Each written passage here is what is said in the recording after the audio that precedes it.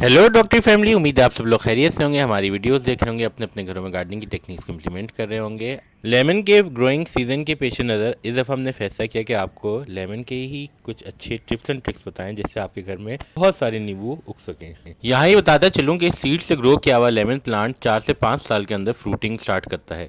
तो best option यही होता है कि आप नर्सरी से प्लांट परचेज करें। नर्सरी के प्लांट्स सिट्रस जंगली प्लांट पे ग्राफ्ट किए हुए होते हैं और इनकी कुछ कॉमन वैरायटीज़ जो हैं वो हैं चाइनीज़, कागज़ी और सीडलेस लेमन। मेरे पास लेमन 6 साल से ज़्यादा अरसे से लगे हुए हैं और सक्सेसफुली ये प्लांट ग्रो हो रहे हैं और ये पूरे साल फ्रूटिंग करते रहते हैं। जो टिप्स एंड ट्रिक्स मैं आपको इस वीडियो में बताऊंगा वो अगर तो आपने पॉटेड प्लांट लिए तो 3 मंथ्स में, और अगर आपने थैली में प्लांट लिए तो 6 मंथ्स में बहुत ही ज़बरदस्त कंडीशन में आ जाएगा, डिपेंडिंग के मौसम कैसा है। सूखी हुई ब्रांचेस को यानी कि ड्राई ब्रांचेस को रिमूव कर दें। पानी कभी भी स्टेम पे डायरेक्ट नहीं दें बल्कि साइड पे पॉट के दें और शावर करने से अवॉइड करें। पानी इतना रोज़ दें कि सॉइल मॉइस्ट रहे और धूप सुबह से दोपहर 12 से 1 तक मैक्सिमम मिले। लेमन प्लांट को शेड में रखने की ज़रूरत नहीं है।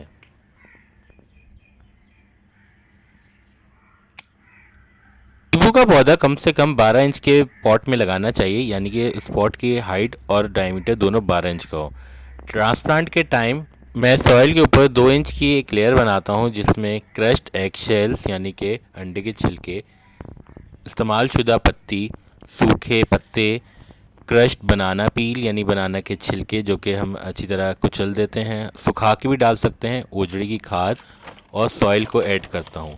जितने ज़्यादा टी यानी जितनी ज़्यादा चाय, एगशेल, बनाना पील ऐड करेंगे उतना ही लेमन का प्लांट जो है वो जल्दी से फॉलिएज बढ़ाएगा। एक दफ़ा ये सॉइल प्रिपेयर हो जाए और आपका जो पौधा है वो सेटल हो जाए, उसके बाद आप हफ्तावार फर्टिलाइज़र जैसे कि कंपोस्ट ही प्लांट को दे दिया करें। इसके अलावा फ़िश स्क्रैप्स जो जनरली फेंक दिए जाते हैं वो भी आप मिट्टी को थोड़ा खोद के उसमें दबा सकते हैं। याद रहे कि मछली की इन बाकियात को आपने इतना गहराई में दबाना है ये अपनी बूथ से बिल्ली, चूहे या अदर रोडेंट्स को अट्रैक्ट ना कर पाए, वरना इससे पौधे को नुकसान हो सकता है। नींबू के पौधे पे वैसे तो कोई सीवियर अटैक नहीं होता है, लेकिन मौसम में खास तौर पे जबकि नए पत्ते आ रहे हों, बटरफ्लाइज यानी कि तितलियां आती हैं, उस सूरत में आप उनको छोड़ भी सकते हैं ताकि एक इकोसिस्टम का बैलेंस कायम रह सके। लेकिन अगर ख़तरा ज़्यादा हो, कैटरपिलर ज़्यादा हो रहे हों और लीव्स कम हो रहे हों तो उस सूरत में आप ऑर्गेनिक पेस्टिसाइड्स जैसे कि नीम ऑयल का स्प्रे करके सारे कैटरपिलर रिमूव कर दें और हर 10-15 दिन बाद ये स्प्रे करते रहें। ये टिप्स एंड ट्रिक्स को अगर आप अच्छे तरीके से फॉलो करेंगे तो आपके पौधे में भी बहुत सारे नींबू आएंगे और आपका पौधा बहुत अच्छे से ग्रो करेगा। उम्मीद है गार्डनिंग टेक्निक्स और सोल्यूशन के हवाले से हमारी ये काविश आपके लिए बहुत सूदमंद साबित होगी। इसी तरह की मज़ीद वीडियोस के लिए हमने प्लेलिस्ट बना रखी है गार्डनिंग टेक्निक्स एंड सोल्यूशन के हवाले से, जिसका लिंक आपके सामने आ गया है। हमारी कोशिश होती है कि नींबू चाहे 100 रुपये किलो बिके या 600 रुपये किलो बिके, हम उसमें खुद कफ़ील हों। हम अपना नींबू खुद उगाते हैं और अपने व्यूअर्स को भी इसी बात की तरगीब देंगे। अगर वीडियो पसंद आई तो लाइक का बटन ज़रूर दबाइएगा, कमेंट सेक्शन में अपना फीडबैक दीजिए। ये जो सर्कल आपके सामने है इसको क्लिक करके हमारे चैनल को सब्सक्राइब करें।